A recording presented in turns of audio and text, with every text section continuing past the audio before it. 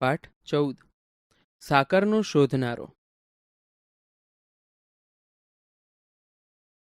બાળ દોસ્તો, હવે આપણે લેખકના જીવન વિશે પરિચય મેળવીએ.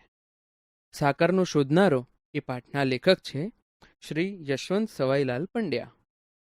તેમનું મૂળ વતન ભાવનગર હતું. તેમનો જન્મ ઈસવીસન 1905માં થયો હતો. તેમનું મૃત્યુ ઈસવીસન 1955માં થયું હતું. લેખક શ્રી યશવંત પંડ્યા અભ્યાસકાળ દરમિયાન જ નાટ્યલેખક તરીકે જાણીતા થયા હતા. તેમણે પડદા પાછળ જેવા લાંબા નાટકો લખ્યા છે. બાળ નાટકો તેમનો નાટ્ય સંગ્રહ છે. એક અંકવાળા એકાંકી નાટકોનો પ્રારંભ બટુભાઈ ઉમરવાડિયાએ કર્યો હતો.